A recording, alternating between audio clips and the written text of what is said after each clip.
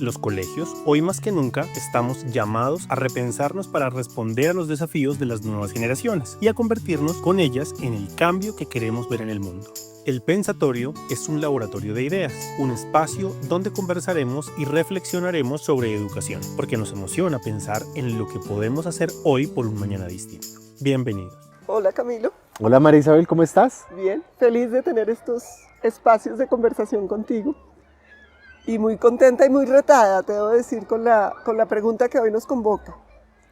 ¿Qué pasaría si no existen los colegios? Wow.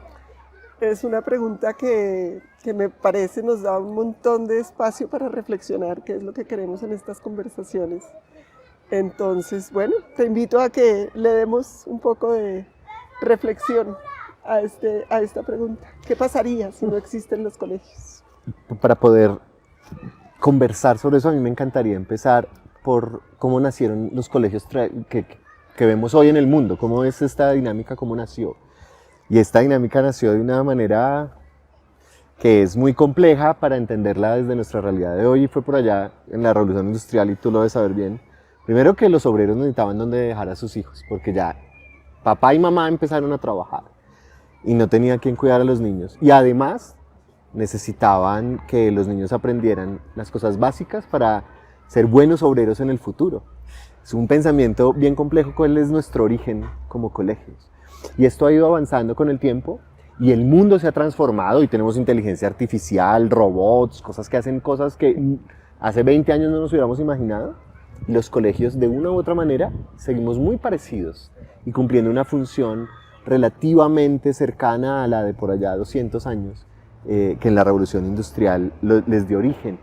Y entender ese génesis nos ayuda o legitima esa pregunta de, bueno, entonces para el mundo de hoy, los colegios siguen siendo importantes y siguen siendo necesarios, y viéndolo en una perspectiva amplia y desligándonos de ese origen, sí, lo son. Y creo que la respuesta es puntual, y lo que tenemos que ver son esas razones del por qué.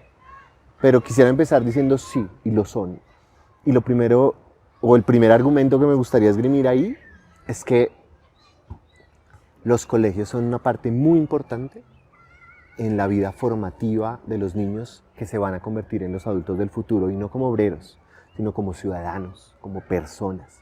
Y hoy, un mundo que tiene tantas necesidades, que tiene tantos peligros, una democracia en riesgo, donde cada vez que las opiniones diversas suelen generar más conflicto, donde estamos entre guerras, hambre, crisis climática, aprender a ser buenas personas y buenos ciudadanos es fundamental.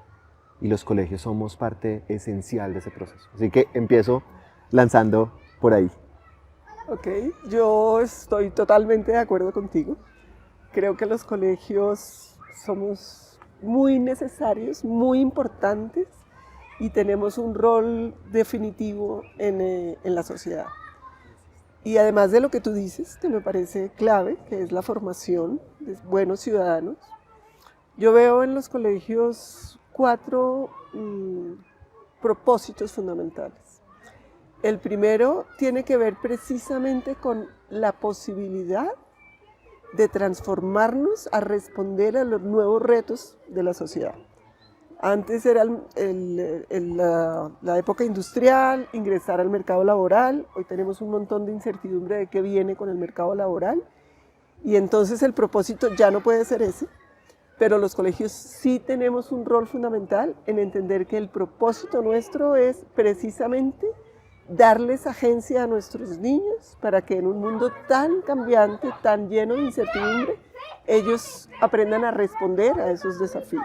Entonces el primero es transformar el propósito, ya no para ingresar al mercado laboral, pero sí para tener agencia en esta sociedad tan cambiante. El segundo, que creo que ya también lo mencionas tú, pero yo quisiera ponerle más fuerza, tiene todo que ver con que en los colegios es en donde realmente se puede lograr esto que Vygotsky llamaba el aprendizaje, la construcción social del conocimiento. Ya está más que demostrado que no aprendemos en solitario, aprendemos con el otro. en la medida en que tenemos puntos de vista distintos, en la medida que tenemos conversaciones y a partir de las conversaciones alcanzamos a hacer análisis distintos. Entonces esta construcción social del conocimiento no la reemplaza ni el internet ni el aprendizaje en solitario. ¿Que hay personas que son autodidactas? Sí, pero esas personas autodidactas, primero, son seres, no somos la gran mayoría, y segundo, son seres que se vuelven muy especialistas en algunos temas, pero siempre buscan otros escenarios para poner el conocimiento como en acción, en dinámica, en interlocución. El tercero tiene que ver con la formación, pero más y formación de ciudadanos, como lo dices tú, pero si no existiéramos los colegios, se reforzaría aún más el peligro en el que estamos ahora de quedarnos en las burbujas en donde todo lo que yo conozco es lo que, mejor dicho, me muevo solamente en el mundo de lo conocido, me quedo solamente con las ideas con las que me siento cómodo, y me voy cerrando cada vez más a la diversidad. Y yo sí creo que si miramos la naturaleza, pues este entorno que tenemos, no hay un árbol que sea igual al otro, y lo mismo sucede con los seres humanos. En la medida en que reconocemos y valoramos esa diversidad, pues es que podemos realmente construir y volvernos esos buenos ciudadanos. Y lo último, hay un libro que a mí me gusta mucho, que leí en la pandemia, que se llama In Defense of Schools, de Maschlitz y Simons. Y uno de los puntos que ellos trabajan allí a mí me impactó mucho inicialmente, porque estábamos en plena pandemia donde los niños estaban como en el nicho del hogar. Y él decía que ellos dicen que afortunadamente existen los colegios, porque si no existieran los colegios, los niños no tendrían la forma de construir una identidad distinta a la de lo que sus familias esperan que ellos sean. Los colegios permitimos que los niños florezcan, que los niños exploren sus gustos, que los niños exploren sus posibilidades, que muchas veces pueden ser las mismas que trae su tradición familiar, pero que muchas veces pueden ser distintas.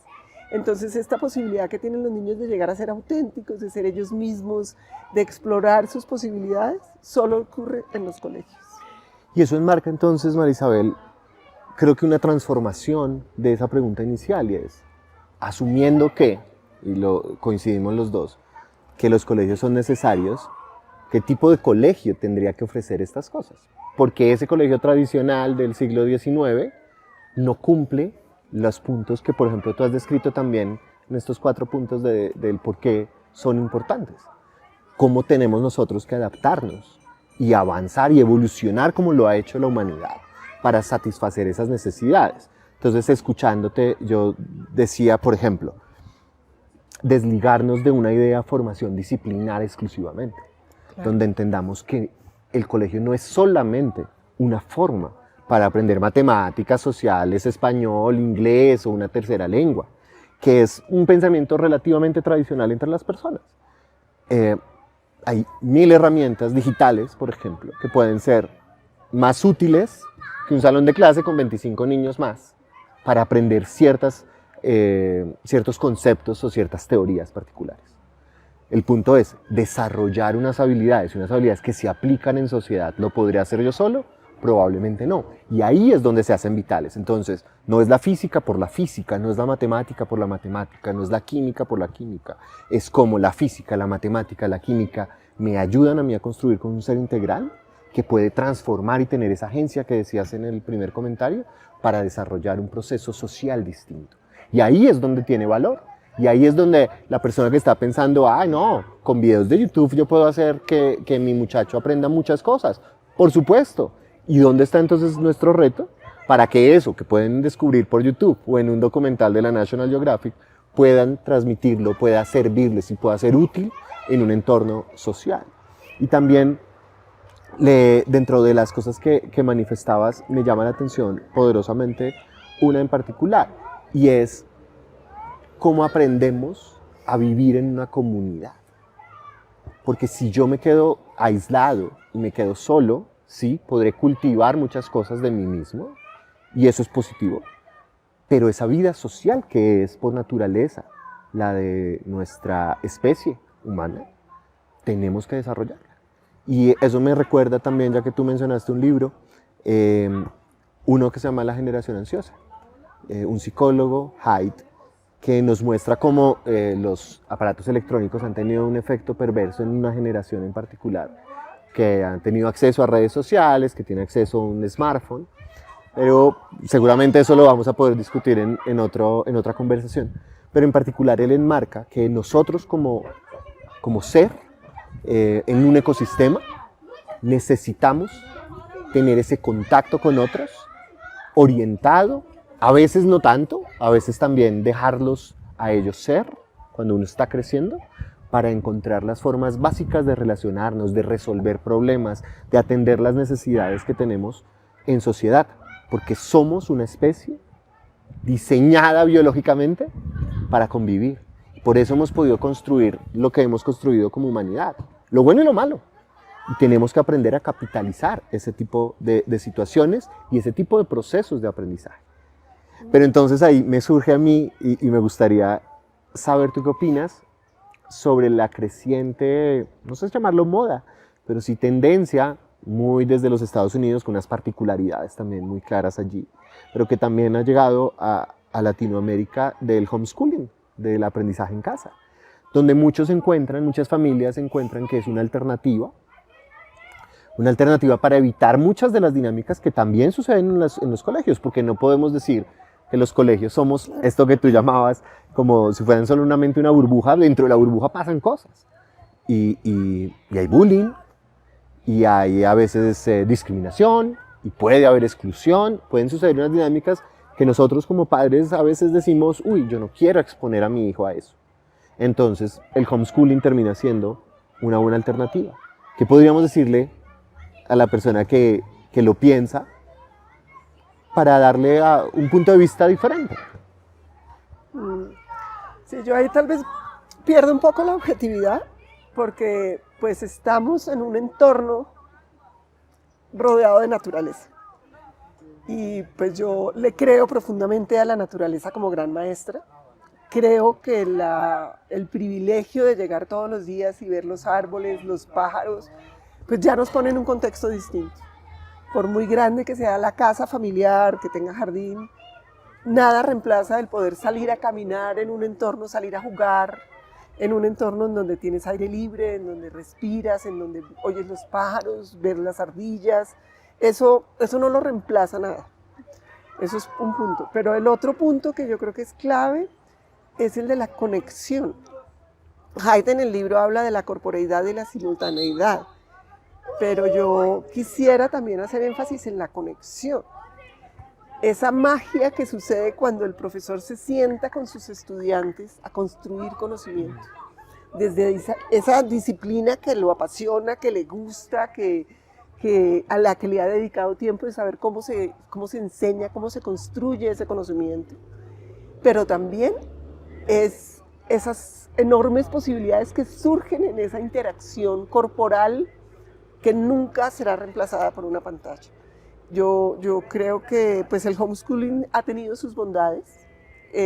Para las familias que lo han hecho, pues han encontrado una forma de fortalecer sus lazos familiares. Generalmente está o la mamá o el papá ahí muy presentes. A veces lo han hecho en varios grupos de familias. Pero volvemos otra vez al tema de la burbuja. ¿Cómo va a ser este niño cuando salga a la vida si ha crecido en un entorno en donde le han evitado que se exponga al que piensa distinto, a situaciones en donde tiene que manejar conflictos? Si desde niños no los formamos en esa posibilidad, ¿qué va a pasar con ellos cuando sean adultos?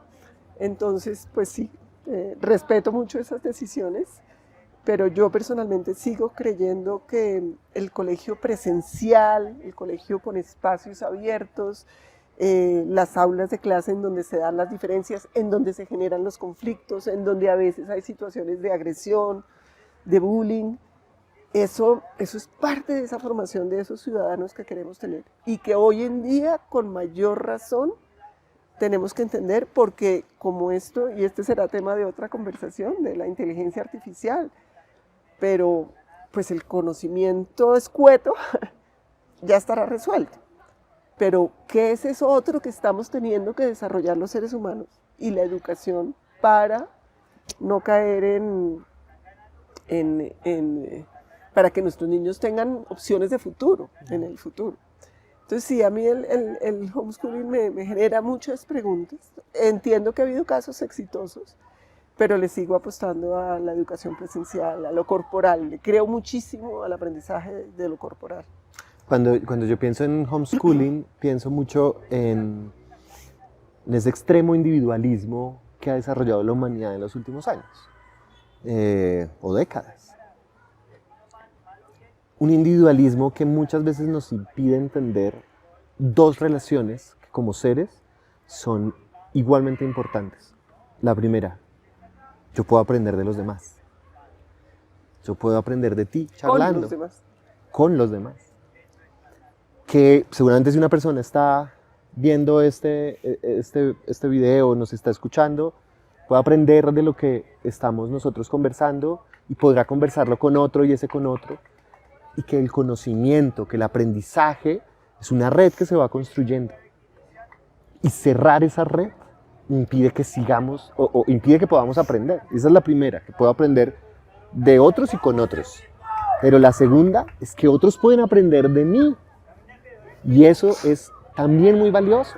Entender que no solamente yo estoy para que los otros aprendan, los otros están para que yo aprenda, sino que yo también puedo ser esa alma que lleve a los demás a vivir unas experiencias que le permitan aprender conmigo y sentirme con valor y sentirme digno de que los demás también puedan aprender en ese contacto conmigo.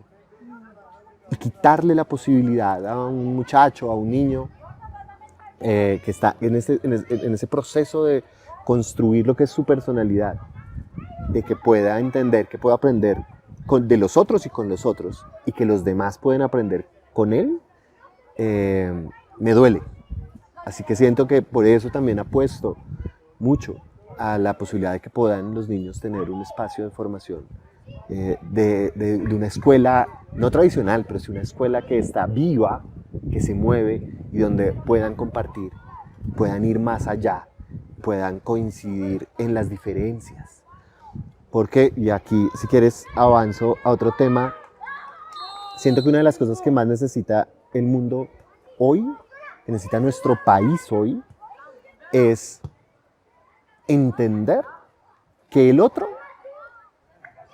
puede pensar diferente y que eso no lo hace en contra mía. Que la diferencia no es una oposición, es una realidad. Y que los dos podemos vivir siendo diferentes y en su momento tener la agencia para construir siendo diferentes. Pero que esa diferencia nos tiene que alimentar. Y ese también es un reto para nosotros como colegio. Porque esos colegios del siglo XIX buscaban una tarea importantísima y era homogeneizar. Y todos teníamos que aprender al tiempo y todos teníamos que desarrollar las mismas habilidades de la misma manera, todos teníamos que contestar al tiempo y si el adulto se paraba todos nos poníamos de pie al tiempo a saludar y todos teníamos el uniforme igualito y no podía tener un rayón o no podía, en mi época, a mí nunca me han gustado los zapatos, o sea, tengo zapatos en este momento, es un esfuerzo terrible. Yo uso mis tenis y yo quería llevar mis tenis al colegio porque no me gustan los zapatos porque me duelen los pies. No, tu uniforme es con zapatos. No, entiendo que hay las normas, bueno, simplemente es un ejemplo para enmarcar que se nos quiere o se quería en ese momento homogeneizar. Y la escuela de hoy, el colegio de hoy, lo que tienes que aprovechar eso que tú enmarcabas con una analogía tan bonita, natural, y era que no hay dos árboles iguales, no hay dos personas iguales. Y en ese sentido tenemos que aprender a convivir, cosa que se nos hace tan complicada todos los días. Y es lo más natural que tenemos como humanos, convivir. Y eso lo podemos vivir, lo podemos aprender y lo tenemos que fomentar nosotros aquí. Sí, eso, pues dices, das muchas ideas que me generan y me provocan nuevas reflexiones, pero tal vez quisiera centrarme en una que me parece clave, que es, yo creo que hay una razón por la cual los colegios somos los lugares por excelencia para el optimismo. no para caer en el pensamiento positivo, tú lo puedes todo, todo es perfecto, tú lo logras, como este pensamiento que también tiene una raíz tan individualista, sino como con esta certeza de que la vida tiene una fuerza impresionante, es poderosa y siempre se está renovando, siempre está buscando nuevas alternativas. Entonces viene esto de que si tú piensas distinto, no solamente no eres mi enemigo, sino que tengo una oportunidad de enriquecerme en las ideas mis ideas se enriquecen con las tuyas. Por eso a mí no me gusta tanto el concepto de tolerancia del diferente, sino en la celebración de la diferencia. Y eso es parte de este reconocimiento de que la vida es dinámica, se enriquece, siempre tiene posibilidades, sin desconocer que tiene momentos difíciles también. Y cuando decías que reconocer que yo puedo aportarle al otro, se vuelve clave también en este optimismo, porque es en la medida en que yo siento que tengo algo que aportar, mi vida adquiere todo el sentido. Y cuando logro construir un sentido de vida, una idea de propósito, de que esto que yo estoy haciendo vale la pena, pues podemos superar un poquito esta desesperanza en la que ha caído nuestra juventud de hoy, que por el cambio climático, por la situación de las guerras, por las situaciones políticas tan difíciles, parecería que todo está perdido y que ya no hay nada que hacer.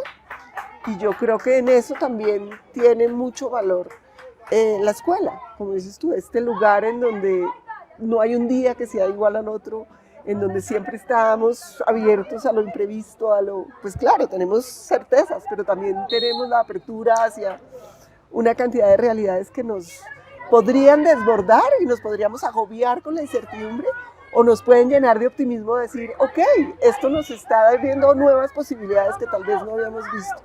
Entonces, eso que dices me encanta, porque otra de las razones por las cuales creo en la importancia de los colegios, volviendo a nuestra pregunta inicial, es porque sí creo que en los colegios se da la posibilidad del optimismo y la esperanza.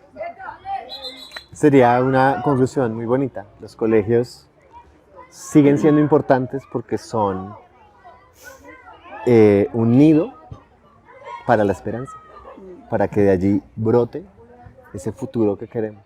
A mí me va a quedar una duda, María Isabel, y es que nos vamos a encontrar y vamos a charlar. ¿Y cómo le vamos a llamar a estas conversaciones? Porque no puede ser como Camilo y María Isabel conversando. Entonces, son muchos invitados. Claro. Yo te voy a proponer un nombre y tú seguramente tendrás el tuyo. El mío es el pensatorio, que es la suma de pensar y de laboratorio. A mí los laboratorios cuando estaba en el colegio me encantaban. Primero porque tenía toda una lógica y una dinámica diferente. Tocaba llevar la bata, tocaba preparar unos instrumentos, tener algunas cosas listas, pero sobre todo porque llegábamos al laboratorio a descubrir muchas cosas, a poner en la realidad, y aquí hay muchos gritos, ojalá no estén quedando en el micrófono, pero a poner en la realidad lo que veíamos en los libros, a concretarlo, a llevarlo y hacerlo tangible. Y además donde se podía fallar, donde podía uno no salir del experimento, y era la motivación para volverlo a hacer. Entonces, poder nosotros encontrarnos en este pensatorio, si fuera el caso, y te convenzo, me encantaría, como un espacio para pensar, para experimentar y concretar. Porque no solamente dejarlo en un mundo de ideas platónico, es llevarlo, porque en los laboratorios es donde se hacen las cosas. Y el papel cobra vida.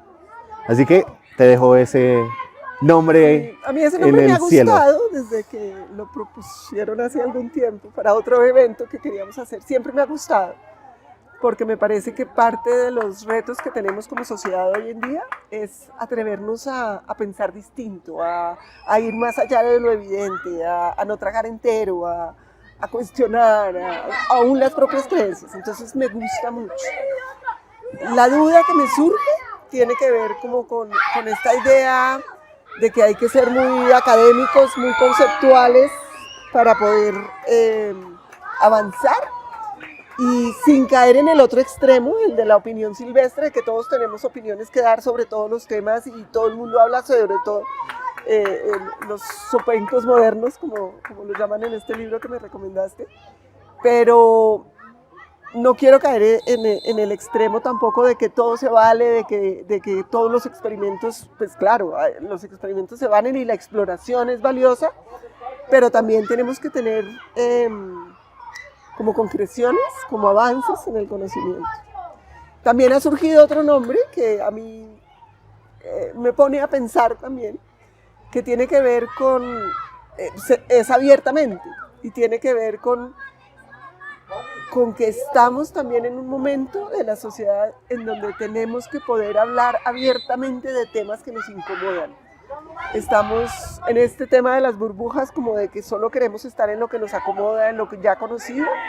Creo que es fundamental abrirnos también a la posibilidad de incomodarnos, de hablar de temas incómodos. Ahí la dejamos. Abiertamente tendremos que llevar al pensatorio cuál será el título de nuestras conversaciones. Sí, y me encantaría que en la descripción del video y del audio queden los libros y los autores que hemos mencionado, porque seguramente a las personas que nos están viendo y escuchando les va a poder ayudar un montón, así que esa nos quedará de tarea. Muchísimas gracias, Marisabel. Ojalá que esa tarea también le quede a los editores. Que nos escuchan. Muchas gracias, Camilo. Gracias.